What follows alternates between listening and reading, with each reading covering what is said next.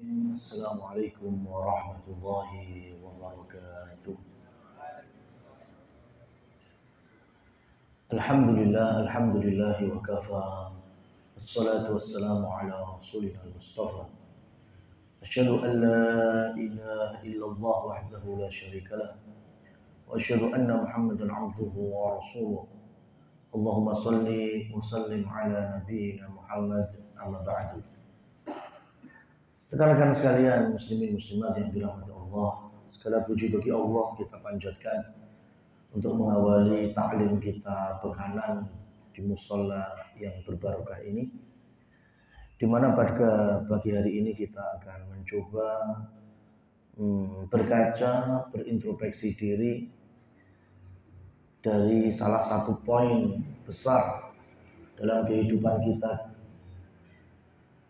permasalahan yang nantinya akan menjadi tonggak penentu baik buruknya sebuah amalan. Bahkan di akhirat akan menjadi hal yang pertama untuk dihisab. Rasulullah SAW bahkan memasukkannya ke dalam rukun Islam. Dan ancaman beliau saat itu diantaranya adalah al-farqu bainar rajulil muslimi wal kafiri tarkus shalah. Yang membedakan antara seseorang ini muslim atau kafir yaitu meninggalkan sholat. Sholat adalah perkara jasad kita yang pertama yang akan menentukan hisab kita. Karena dihitung untuk pertama kalinya adalah sholat. Sehingga jika ada yang mengatasnamakan dirinya muslim tapi tidak pernah sholat, dan ketika ditanya kenapa tidak sholat, jawabannya, bagi saya sholat sudah nggak wajib lagi. Bagi saya sholat itu wajibnya dulu di zaman Nabi Muhammad SAW. Maka ulama sepakat orang yang seperti ini sudah keluar dari Islam. Orang seperti ini telah batal syahadatnya kalau sebelumnya bersyahadat. Kenapa? Karena dia telah menggugurkan salah satu rukun dari rukun Islam. Berbeda ceritanya kalau orang yang bersangkutan sebagai contoh tadi menjawabnya, aku memang enggak sholat karena aku males. Aku enggak sholat karena aras-arasan. Tapi di hatiku, di pikiranku, sholat 5 waktu sehari semalam tetap wajib. Maka orang seperti ini, sebagian ulama berpendapat tidak sampai keluar dari muslim. Dia tetap dihukumi muslim, tapi dia sedang melakukan dosa yang sangat besar. Ya, jadi kalau orang nggak mau sholat alasannya aras-arasan, tapi masih punya keyakinan sholat wajib itu bagian dari rukun Islam, maka secara zahirnya dia tetap dihukumi muslim, tapi dalam satu status dan kondisi yang sama dia merupakan pelaku dosa besar. Artinya kalau dia tidak segera bertobat, bisa jadi setan akan terus menggerogotinya, menghembuskan ya berbagai macam godaannya sampai nanti di level keyakinan bahwa sholat tidak wajib lagi. Sebagaimana orang-orang yang murtad di zaman Abu Bakar As-Siddiq, awalnya mereka berkeyakinan zakat, ya mereka enggan mengeluarkan zakat karena malas-malesan. Tapi kemudian ujung-ujungnya mereka meyakini bahwa zakat itu wajibnya hanya di zaman Nabi Muhammad SAW. Akhirnya murtad tenanan. Oleh karena itu, jangan sampai kita menyia-nyiakan perkara ini. Ya. Di saat orang-orang di zaman-zaman keemasan Islam, mereka berusaha mengkhusyukkan sholat, memperindah sholat dengan berbagai macam. Apa yang bisa mereka usahakan? Oleh karenanya, pada kesempatan kali ini kita akan mencoba mengulik. Kalau gerakan sholat sepertinya sudah pernah kita bahas. Oleh karena itu kita akan mengambil pada kesempatan kali ini terkait dengan makruhatus sholat. Ya, perkara yang dimakruhkan di tengah kita mengerjakan sholat. Makruh artinya sesuatu yang dibenci, tetapi levelnya tidak sampai ke haram. Artinya kalau kita mengerjakan amalan yang dihukumi makruh saat sholat, tidak sampai membatalkan sholat. Ini yang perlu di-highlight, perlu digarisbawahi, dikasih catatan tebal. Perkara makruh itu tidak sampai membatalkan sholat. Sholatnya tetap sah, tapi pahala sholatnya bisa jauh berkurang. Karena Rasulullah SAW bersabda, seseorang itu bisa jadi selesai sholat, dia hanya mengantongi 1/8 dari pahalanya, 1/5 dari pahalanya, 1/4 dari pahalanya, 1/3 dari pahalanya. Bahkan ada yang cuma 1/10 dari pahala sholat. Apa yang membedakan? Mungkin ada orang yang sholat bareng-bareng ya, di salah satu masjid atau musola. Sholatnya sama, waktunya sama, imamnya sama. Takbiratul ihramnya bareng, berakhir dengan salam juga bareng, tapi di sisi Allah Subhanahu wa taala pahalanya bisa beda-beda. Disebabkan bisa jadi antara satu dengan yang lain ya, di tengah sholatnya ada kekhusyuan yang hilang. Yang satu mungkin melakukan gerakan-gerakan atau amalan-amalan yang dihukumi makruh dan lain seterusnya. Nah, rekan-rekan sekalian, yang pertama yang dihukumi makruh terkait dengan bacaan Al-Fatihah. Rasul sallallahu alaihi wasallam bersabda, la salata illa bi Fatihatil kitab. Salat itu tidak sah jika tidak ada bacaan Al-Fatihah. Makanya Al-Fatihah itu bagian dari rukun sholat. Ya. Sehingga kalau orang sholat nggak membaca Al-Fatihah, itu belum dianggap sholat. Itu kalau bicara sholat sendirian. Kalau sholatnya makmuman, itu paling aman. Namanya imam yu'tamma bihi,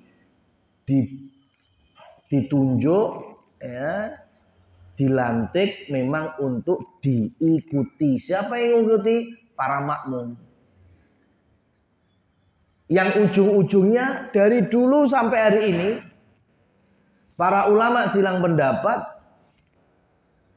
apakah makmum tetap membaca Al-Fatihah setelah amin bareng imam. Ya, di sholat maghrib, isya, subuh itu kan 2 rakaat pertama imamnya pasti membaca Al-Fatihah jahriyan secara keras sampai waladhdallin. Ya, kemudian makmum bareng-bareng amin. Nah, habis itu makmum masih baca Al-Fatihah apa enggak? Itu dari dulu sampai sekarang ada 2 pendapat.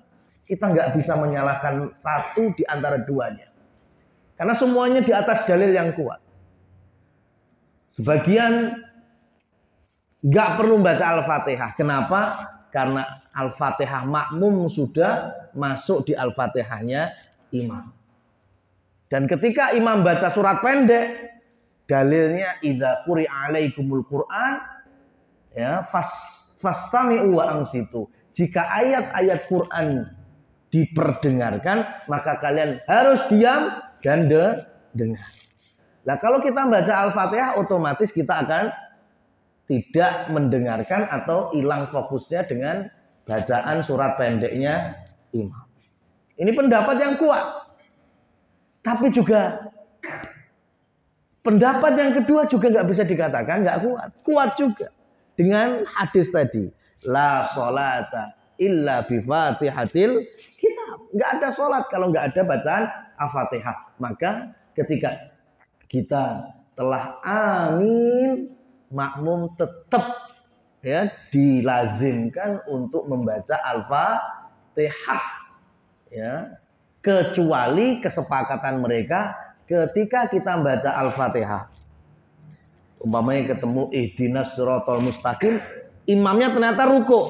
Ya jebule bacanya inna a'tayna.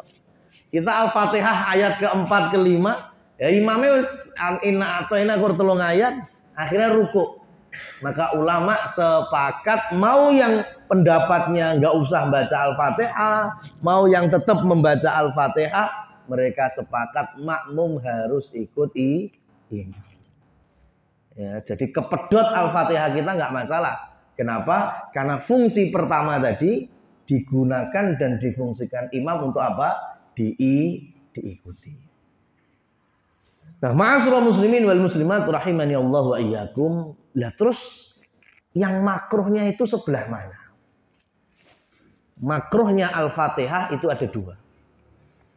Yang pertama adalah ketika membacanya terlalu cepat.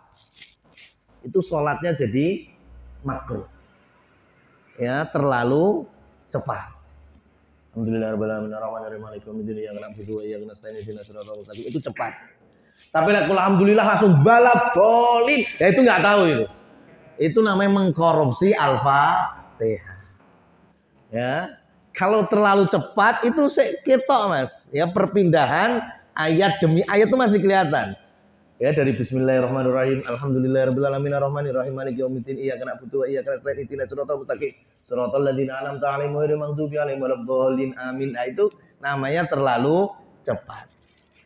Tapi kalau sudah bismillahirrahmanirrahim alhamdulillah enggak ada kedenger atau kesebut tiba-tiba waladdallin, itu bukan terlalu cepat lagi.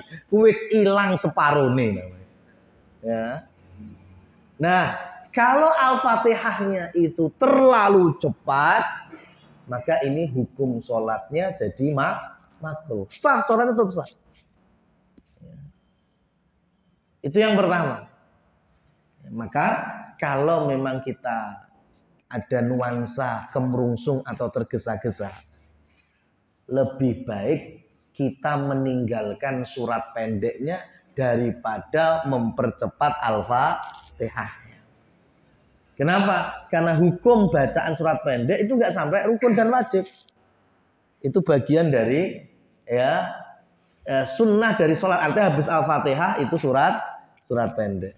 Kalau kita kemerungsung Al-Fatihah sudah selesai, nggak baca surat pendek pun nggak apa-apa. Ini kalau bicaranya mendang-mending loh ya.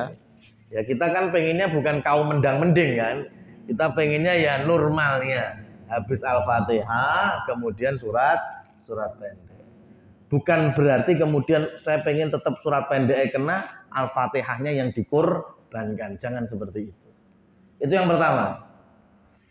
Jadi bacaan Al-Fatihah yang terlalu cepat.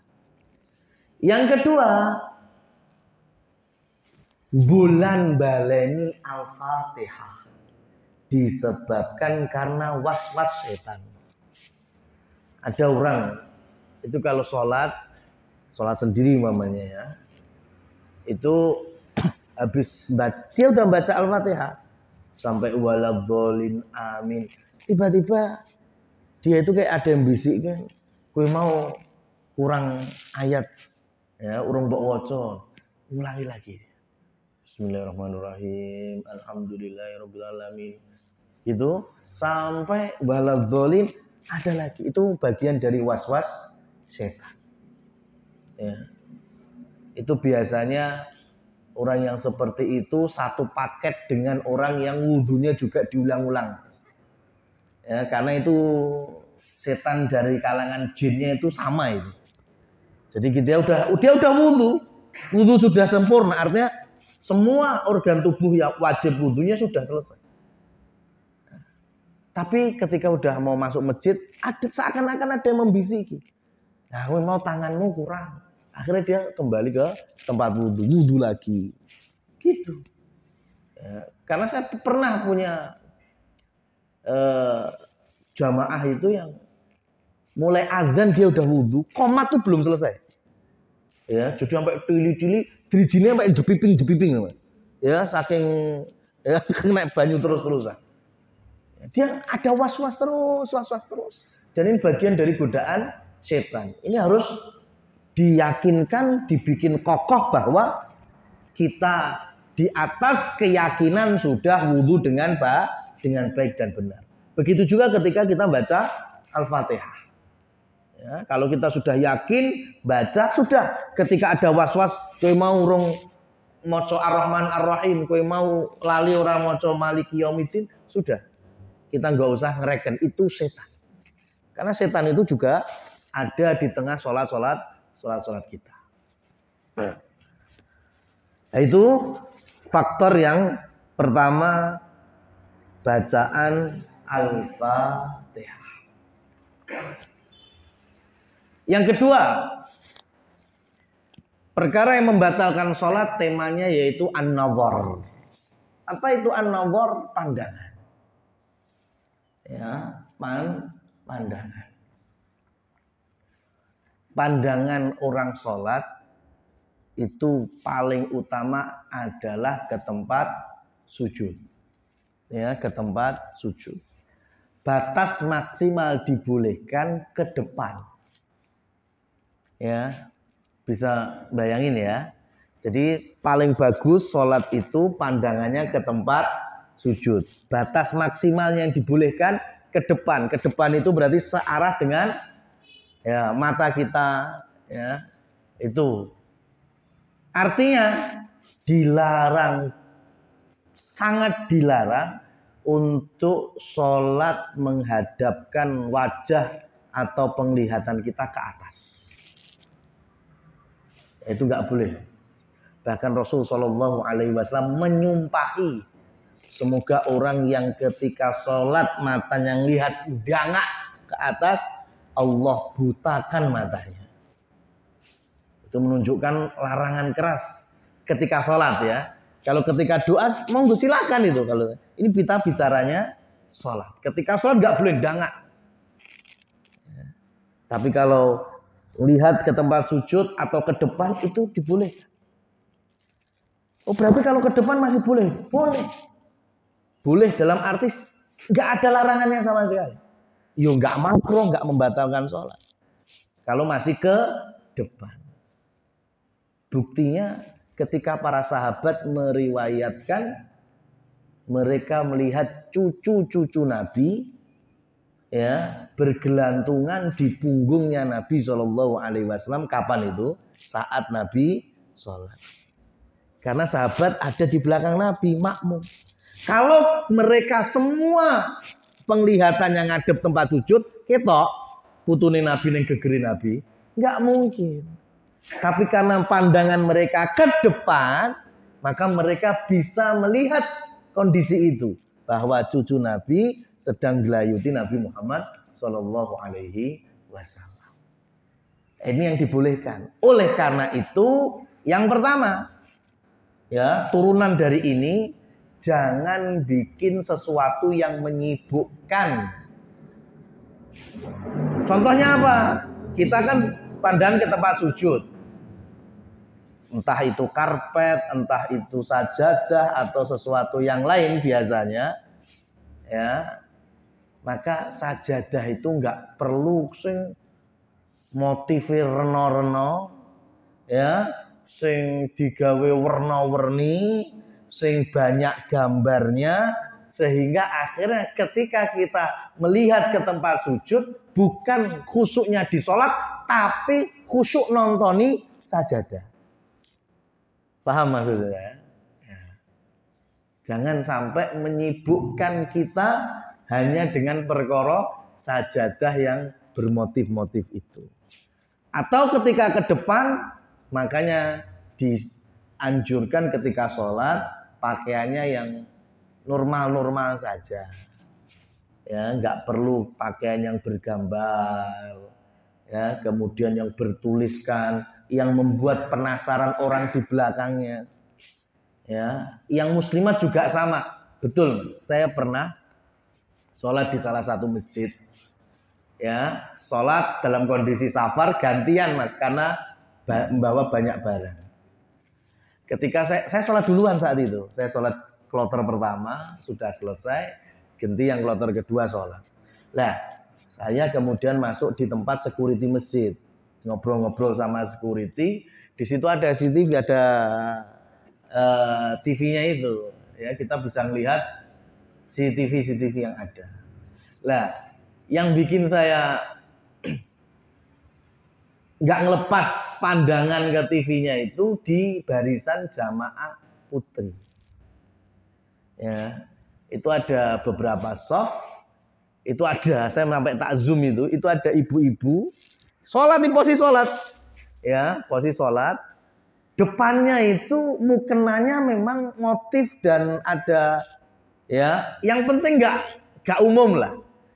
Ibunya itu sholat banyak keliru kok ngarepe loh mas. Ini. Itu kita di CCTV lihat. Lah, ini jadi sholat itu posisi sholat. Terus sampai ruku dia sujud. Iya, di rakaat selanjutnya dia didelengi nih, dingenek-ngenek nih gitu. Ya, ini kan berarti dia telah tersibukkan diri dari urusan sholat. Hanya perkara ruku ngarepe iki apik kan gitu.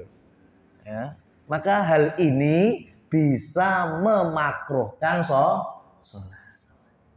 Ya, maka pandangan dijaga.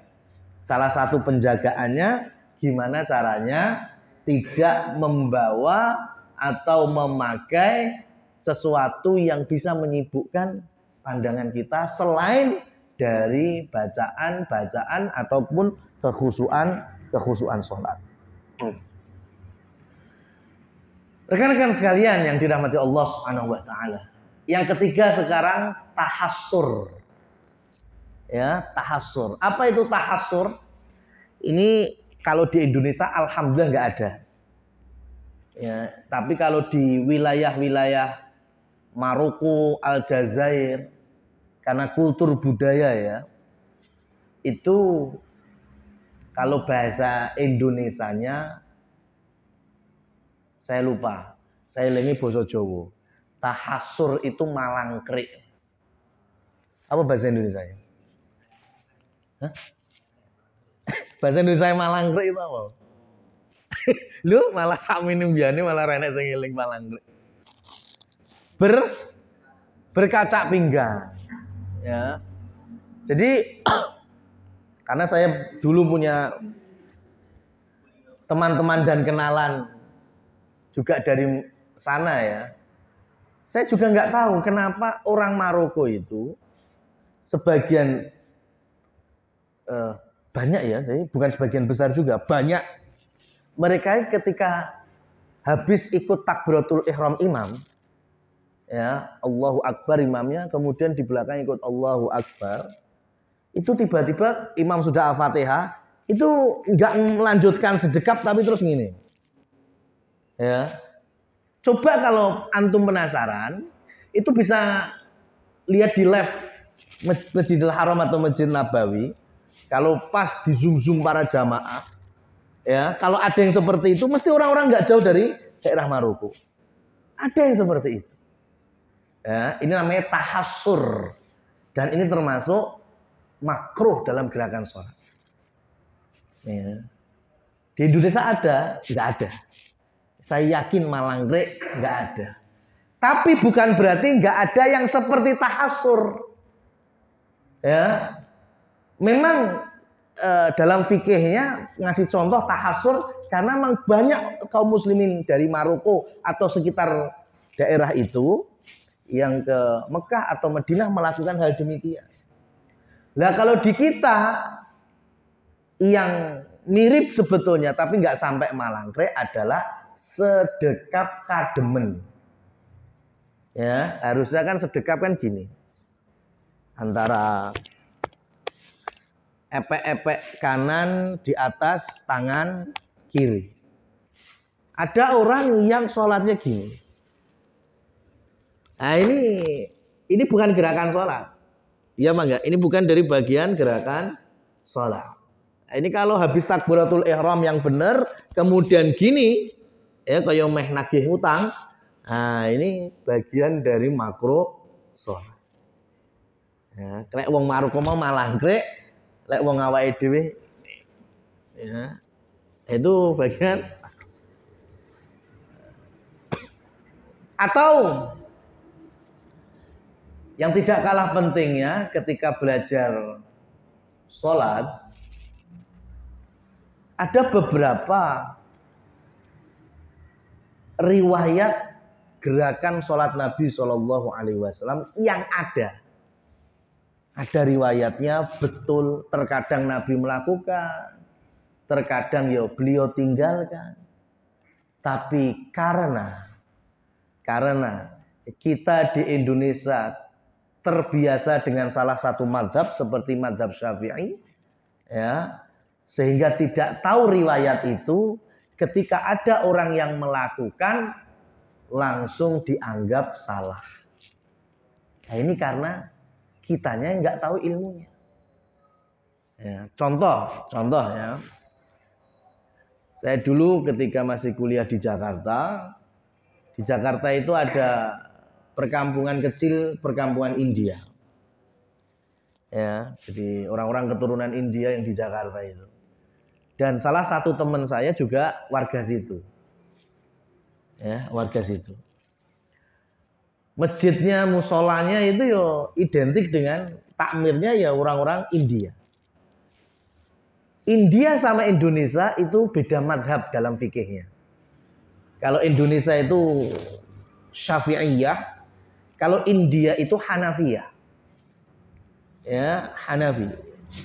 Patokannya Imam Abu Hanifah.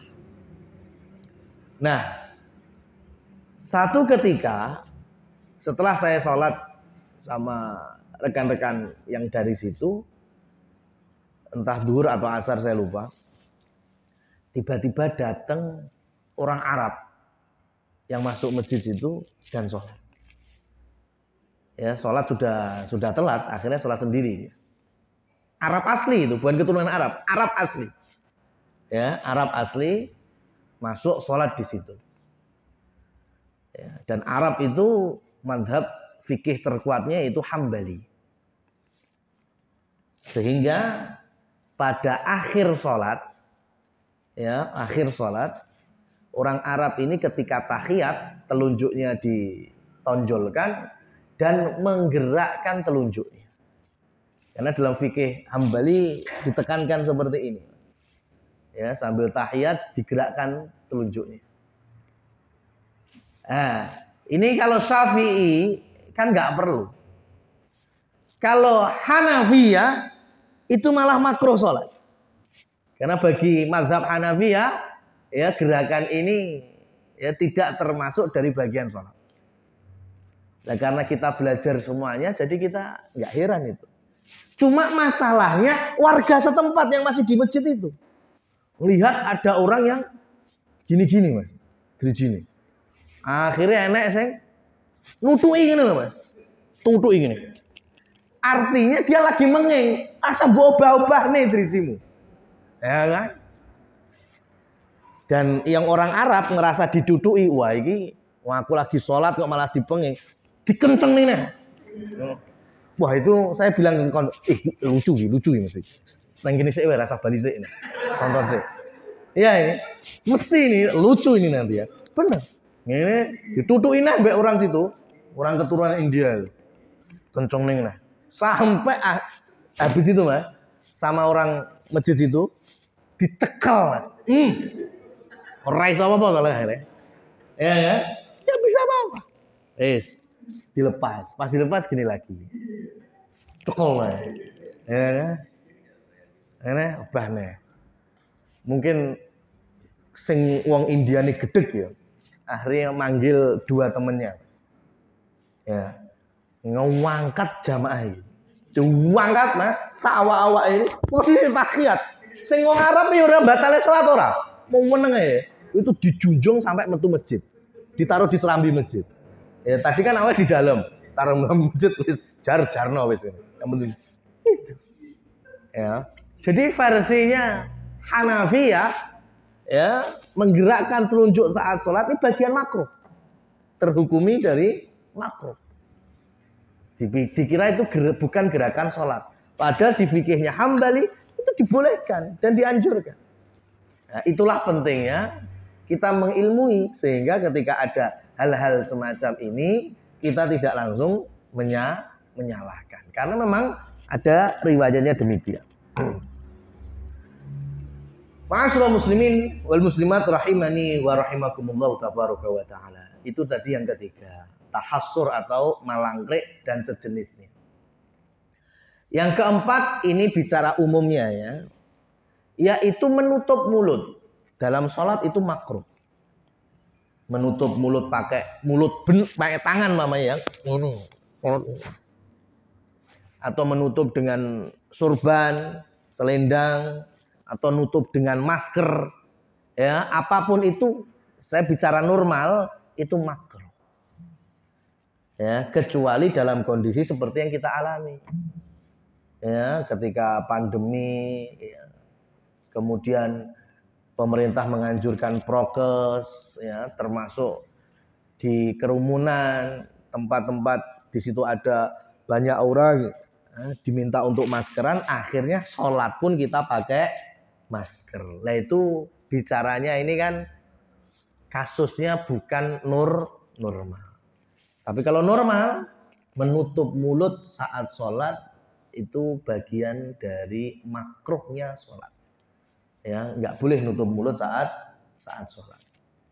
Ya, makanya perempuan yang bercadar itu saat sholat, selagi tempat sholatnya aman dari laki-laki, ya, kalau tempat jamaah muslimatnya umpamanya tertutup, nggak ketemu cowok seliweran, ya, itu diminta untuk ngelepas cadarnya, supaya mulutnya juga terbuka, tidak tertutupi.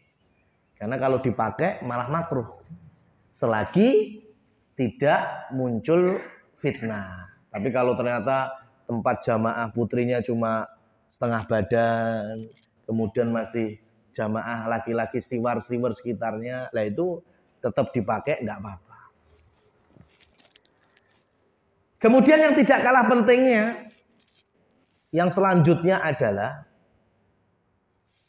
sebagaimana sabda Rasul sallallahu alaihi wasallam, idza hadara li ahadikumut ta'am was shalah falyuqaddim at-ta'am au kama qala. Jika kalian mau sholat dan di waktu yang sama telah siap makanan, maka utamakan makan. Kalau saat itu mengutamakan sholat, sholatnya jadi makruh. Tapi saya mau jelaskan dengan baik dan benar. Ya kan? Hadisnya betul ada di dalam Bukhari dan Muslim. Jadi kalau kalian mau sholat, bertepatan dengan itu ada makanan yang tinggal makan, nggak perlu ngulah-ngulah lagi. Sudah siap makan, maka dulukan makan. Kalau sampai dulukan sholat, makruh. Nah ini zaman Nabi seperti apa? Zaman Nabi itu biasanya kalau makan Ya, makanan orang Arab itu ada yang sifatnya oven orang Arab itu kan di padang pasir kayak digawe rodok jeglongan itu kan. Ya, kemudian ditimbun di situ, di oven di situ. Kemudian ketika diangkat, ya masih di tempat yang sama. Kemudian mungkin nunggu agak dingin sedikit atau gimana, kemudian sholat, waktu sholat tiba.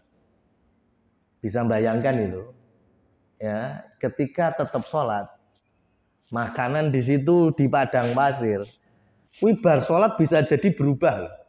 Berubah mungkin wis dicokot apa, malah terkadang bisa hilang dan lain seterusnya.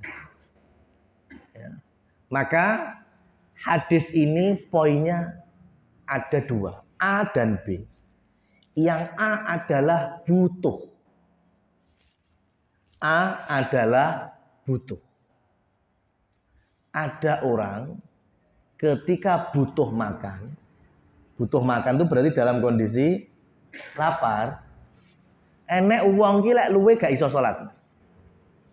Salatnya gak khusyuk, kepikiran panganan. Ada yang seperti itu. Contohnya ya, sampean belum sarapan ini pagi ini. Ketemu siang salat zuhur, bar kuwi ya belum makan. Entah ada kesibukan apa, sampai asar, sampai pulang intinya orang mangan sedino. Ya, ketika perjalanan pulang itu lagi kroso luwene. Sampai rumah ya azan maghrib. Dan ternyata istri yang di rumah telah menyiapkan makanan. Entah sego goreng apa mie goreng enek endoki. Sudah pas mau sholat maghrib. Posisi butuh. Posisi butuh. Maka hal ini sebagaimana hadis tadi jenenge butuh. Ya, maka yang diutamakan makannya. Ya. Lu nanti saya sholatnya telat saat masbuk, enggak apa-apa. Karena poinnya adalah butuh. Apalagi ketika butuh maksa sholat, ternyata di sholat pikirannya mau jan aromane Pak seng lagi anget-anget. Nah itu jadi makro kan sholatnya. Makanya mending makan dulu. Ya, makan dulu. Sudah arek telat enggak masalah. Itu yang pertama atau yang A tadi, butuh. Kenapa? Karena ada orang yang tidak butuh. Maghrib istrinya ternyata nyiapin ya tadi contohnya nasi goreng wanget, teh anget, ya. Kemudian kita mau sholat, istrinya bilang Mas sudah siap, sik lah engko aku tak sholat sik, ya aku yorong luwe ya. Ini berarti kan dalam kondisi tidak butuh. Maka mana yang lebih diutamakan, sego goreng apa sholatnya? Sholatnya. Nggak jangan salah memahami ya. Posisinya ketika butuh makan dulu. Karena sangat dimungkinkan ketika sholat nggak khusyuk sholatnya. Goro-goro luwe mau. Tapi kalau nggak jeneng wong nggak butuh kan nggak ngereken toh. Mau arek di meja makan ada apa aja, saya lagi gak pengen makan kok. Ya, ngepasi sholat ya sholat aja. Ya. Itu yang pertama. Karena butuh. Ya. Yang kedua masalah atau yang B khusyuk.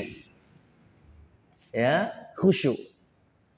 Ada orang yang ketika waktu sholat tiba mau sholat gek ngepasi panganane sudah siap. Ada orang yang ketika lihat makanan kemudian dia utamakan sholat, ya kuwi tadi pikirannya ke makanan. Gue seanget pora yo. Engko seenak apa ora ya bar salat tak makan ya. Ya engko jojo ya enek sing jupu, engko jojo terus. Jadi setiap salatnya itu pikirannya ke makanan yang sudah siap tadi. Maka orang yang seperti ini mereka harusnya mengutamakan makan terlebih dulu. Tapi ada orang yang nggak pengaruh mas, enek panganan, renek panganan, sholat khusuk-khusuk aja. Ya dia sama sekali nggak mikiran hal itu. Maka orang yang semacam ini mana yang diutamakan? Sholatnya, bukan makanannya. Jadi poinnya dua tadi, butuh sama pengaruh apa tidak pada kekhusyuan. Kalau zaman dulu ada poin berikutnya yaitu masalah keamanan. Karena ketika orang sholat tadi makanannya belum tentu aman. Hari ini kan enek tutup makanan juga ada, tutup saji ada, tutup aman lah. Siapa sih ngarang jupuk ya sekarang? Kan masalah itu hari ini sudah nggak bisa kita jadikan ilat ya atau sebab utama untuk kemudian kita tinggalkan sholat terlebih dahulu. Nah ada tambahan dari saya sendiri dari pengalaman ya mengajar dan seterusnya. Yang keempat adalah bukan settingan. Bukan settingan. Maksudnya gimana? Karena bisa jadi pamannya saya karakter orang yang pertama tadi. Berarti masuk poin butuh. Ya, pokoknya seluwe gak iso khusuk sholat. Otomatis kan ini kalau ada makanan yang siap saji, dia harus makan dulu. Akhirnya setiap hari pesan ke istrinya, Dek, pokoknya engko lek piye carane pas maghrib, pas komat mimu dadi ya. Ya kan? Pokoknya gue lek masak lek iso matenge anget-angete pas maghrib. Ya. Jadi setiap hari, setiap maghrib ya, harusnya dia waktu sholat makanan siap. Sehingga pakai hadis ini tadi. Oh, sholat sik maam sik. Kan wong lek butuh luwe kon maam sik. Nah, ini setiap hari sudah disetting gitu masalahnya. Nah, ini tetap nggak masuk wilayah hadis tadi. Ya, jadi jangan disetting, Mas. Sudahlah biar mengalir saja. Ya, kalau kita memang lapar harus makan dulu, makan silakan. Ya, tapi kalau nggak lapar, nggak butuh, nggak mempengaruhi kekhusyuan, maka mana yang kita utamakan? Sholat terlebih dahulu.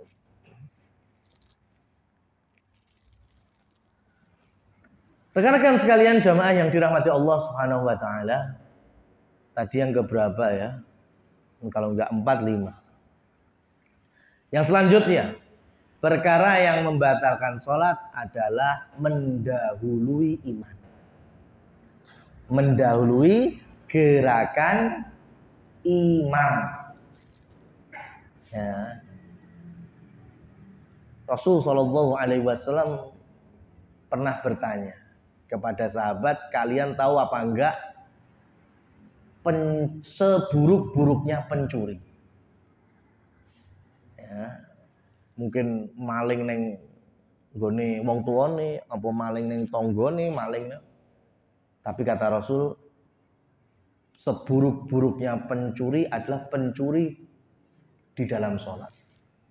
Apa nih? Apa maling HP ini jamaah? Bukan ya. Yang dimaksud pencuri dalam sholat yaitu mendahului gerakan imam. Ya boleh Mas. Jangan aku sapal gerakan sholat ya kan imamnya tak disi wae. Enggak boleh itu. Makruh Mas. Hukumnya makruh. Jadi habis baca surat pendek umpamanya Qul huwallahu ahad Allahus samad lam yalid wa lam yulad wa lam yakul lahu kufuwan ahad. Allah. Nah, baru imamnya mau ruku, jamaahnya sudah ruku duluan. Ini enggak boleh. Ini makruh.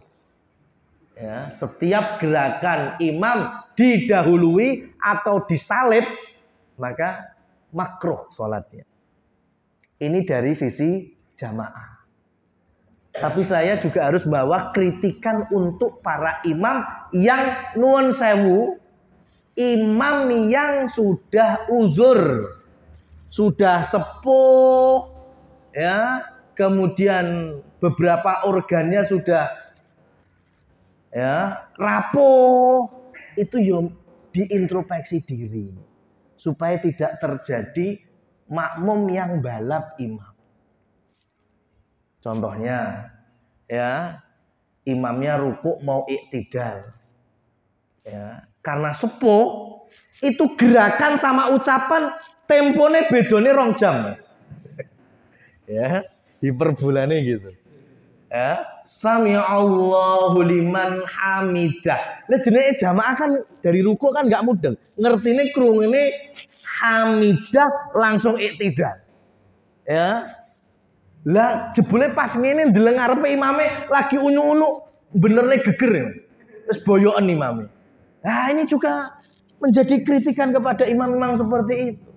Harusnya mereka bisa menyesuaikan kapan berhentinya. Hamidah itu posisi imam juga sudah tegak. Jadi membuat jamaah nggak menyalip.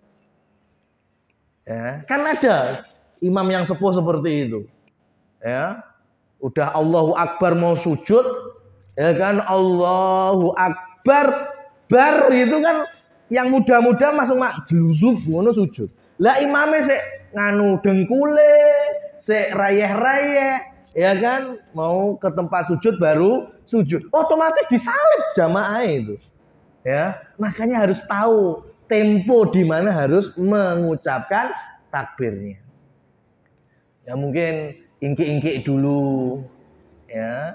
Kemudian ketika tangan sudah menyentuh tempat sujud, dengkul sudah menyentuh tempat sujud, baru Allahu Akbar. Lah itu kan insyaallah jamaah nggak ketinggalan dan juga nggak nyalip gerakan imam.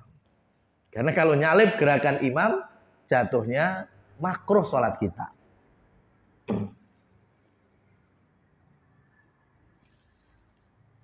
Jamaah yang dirahmati Allah Subhanahu wa taala, ya, kemudian yang tidak kalah pentingnya adalah ngantuk. Ngantuk, ya, itu bagian dari makruh sholat. Kalau sampai tidur malah batal sholatnya. Ya, makanya kalau ngantuk atau sesuatu yang membuat kita ini hilang kekhusyuannya lebih dari 50%. Contohnya apa? Nahan ngentut, nahan buang air. Ya, karena ngentut itu kembali kepada diri kita. Ada ngentut yang mungkin ketika saya tahan nggak pengaruh sholat. Tapi ada mungkin kentut yang memang wis gak iso ditahan itu. Tapi awake dhewe tempat ngempet, aja sampai metu, aja sampai metu. Itu sampai la iso ngoco, raine wis abang ireng itu. Ya, ini berarti dia telah makruh dalam sholat. Sudah keluar dari jamaah, keluarkan Mas. Kasihan. Ya kan? Dia harus dikeluarkan saat itu juga. Kalau kita paksa, kita tahan, itu malah makruh sholat kita. Begitu juga buang air kecil atau besar. Ya, ketika udah tahiyat akhir, wah iki wis di puncak-puncaknya ini. Ya kan? Kalau kita masih merasa tak tahan sampai salam bisa, silakan, enggak apa-apa. Tapi kalau sampai kemudian kita bingung dewe, ya, kipiye, ya, sudah mending daripada iki piye keluar dari sholat, batalkan sholat dulu, ya, kemudian silakan buang hajat. Turunan selanjutnya yaitu aroma. Rasul Shallallahu Alaihi Wasallam bersabda, barang siapa yang habis makan basol itu bawang, fala taqrabanna musallana, maka jangan dekati tempat sholat kami. Jangan dekati masjid-masjid kami sebelum dia bersihkan siwak atau sikat gigi atau cuci mulut. Ya, dengan sesuatu yang bisa menghilangkan aroma bawang. Karena orang Arab dengan bawang itu masya Allah, Pak. Ya, bawang putih ya. Makanya mereka itu ada garlic sauce. Ya, kalau kita mungkin ke ayam goreng mau KFC, CFC, kalau di Arab ada Al-Baik, itu mesti ada beberapa saus. Ada saus sambal, saus tomat, ada garlic sauce. Dan yang paling banyak dikasihnya mesti garlic sauce. Kenapa? Karena orang Arab itu cocolannya opo wae garlic sauce. Itu kalau kita mesti munek-munek, Mas. Ya, karena nggak cocok. Tapi kalau orang Arab itu seneng piye. Ya. Wila anggap awake dhewe kaya sambal tomat, sambal terasi, mereka ya garlic sauce itu. Itu jangankan zaman ini, dari zaman Nabi Shallallahu Alaihi Wasallam.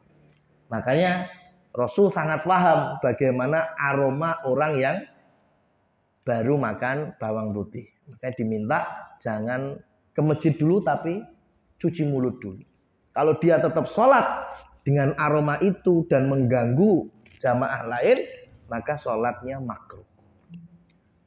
Nah, karena kita mungkin nggak pakai bawang, tapi ini kan bisa yang selevel dengannya. Mbuh kuwi pete, mbuh jengkol, mbuh apa wae yang bisa mengganggu aroma. Apalagi emang disengaja nih diamboni koncone.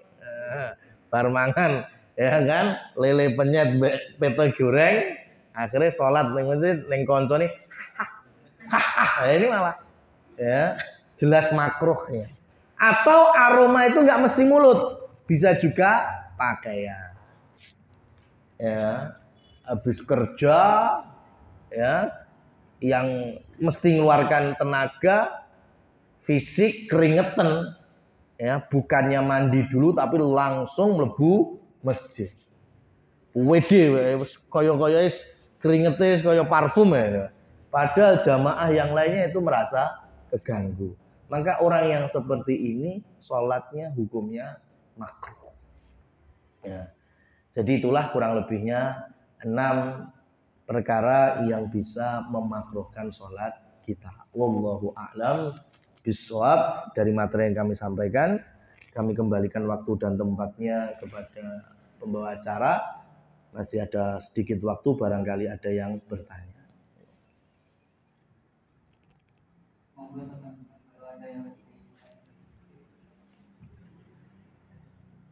Baik, terima kasih Ustaz.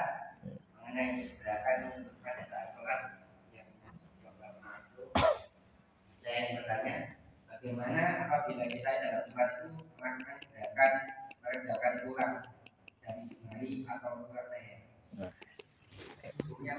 Ya. Baik. Hukum kita melakukan gerakan selain gerakan sholat di tengah waktu sholat. Kuncinya satu, butuh atau tidak. Ya, butuh atau tidak. Kira-kira kalau sholat nunggu imam sawi akhirnya malah dolanan ngene-ngene, butuh enggak? Butuh apa tidak? Tidak. Ada orang, saya butuh apa? Ceklek. Enggak butuh. Maka karena tidak butuh dan dikerjakan, hukumnya makruh. Itu tahapan awal. Tapi kalau setiap sholat kayak gitu terus, maka bisa jadi pembatal sholat. Ya. Kalau orang Arab, itu yang sering terjadi kita dapati, orang Arab itu kalau laki-lakinya biasanya kan pakai surban. Ya, itu kadang ketika imam rodok suwi itu mulak-malik surbannya kadang dingenek-ngenek nih. Kalau jadinya didun kene, kok ganti disemplang nih nang ngarep ngene. Seperti itu. Kan nggak butuh gerakan sholat seperti itu. Itu makruh awalnya. Tapi kalau setiap sholat kayak gitu terus, bisa pemicu pembatal sholat. Lelek kukur-kukur. Ya. Lah itu tadi butuh atau tidak? Kalau dia memang gatel harus digaruk, silakan garuk. Ya, silakan garuk. Dan nggak mesti harus maksimal 3 kali garuan. Enggak. Lelek saya gatel piye, Mas? Ya kan? Mau 5 kali, mau 6 kali, mau 7 kali silakan. Karena kita butuh. Ada juga bukan gerakan tapi makruh karena ini membikin penularan kepada jamaah lain. Apa itu? Batuk bukan sakit. Batuk bukan sakit. Apa itu? Ya itu tadi. Imam Suwi kan.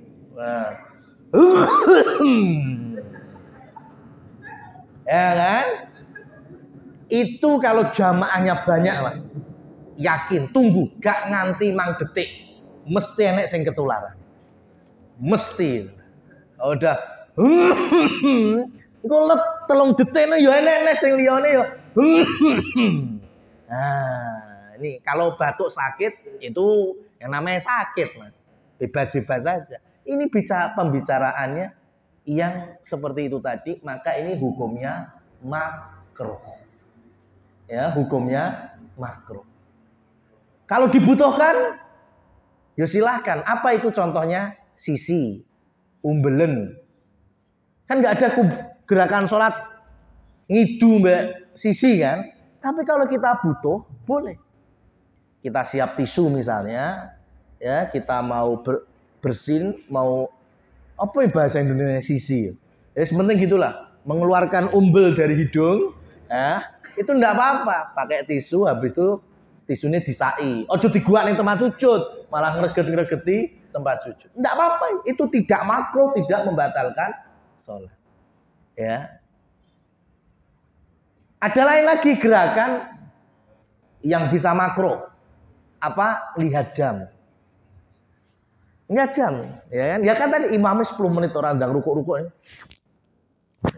10 menit. Nah ini makruh ini. Masih mending mas, masih mending jam tangan. Ya, saya itu banyak dapati jam HP. Jadi sengaja mengeluarkan HP dari saku baju. Dideleng kuwi enggak deleng WA, enggak deleng apa? Jam memang. Ya kan? 10 menit imam. Nah, ini jelas makruh sholatnya. Ya, makruh sholatnya. Tapi kalau butuh, contohnya apa? Bawa anak kecil. Ya, ngerengek, harus digendong. Ya, kita ngangkat, gendong. Gerakan sholat bukan itu? Bukan. Tapi karena butuh. Makruh juga enggak, batal juga enggak. Boleh. Bawa anak kecil, pelayon, masjidnya lagi direnovasi, enek wesi nyongot-nyongot, enek paku. Akhirnya setiap arah anak kita noleh. Bucer rono kita noleh rono. Ya, bucer rono kita noleh sana. Ini enggak makruh, enggak batal. Dibolehkan karena butuh. Kalau enggak ada apa-apa, tolah-tolah tadi juga boleh. Ya kan, tolah-tolah enggak boleh. Jadi ngaten Mas ya. Jadi selagi butuh, gerakan apapun dibolehkan. Ya, gerakan apapun dibolehkan. Ketika kita ada di saf ketiga, di saf depan kita, saf kedua, ada orang batal keluar dari barisan sholat.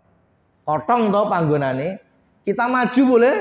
Jangan boleh, malah diharuskan kita maju supaya menutup saf lagi. Ya, itu kan gerakan bukan gerakan sholat. Ya, ini jawaban dari rekan kita tadi. Wallahu a'lam bishawab. Ya, kita akhiri cukup satu pertanyaan saja. Subhanakallahumma wa bihamdika asyhadu an la ilaha illa anta astaghfiruka wa atubu ilaik. Semoga Allah memberkahi hari ini dan juga merahmati segala aktivitas dan menjadikan ilmu kita hari ini bermanfaat. Allahumma amin. Wabillahi taufiq wal hidayah. Wassalamualaikum warahmatullahi wabarakatuh. Demikian hal yang disampaikan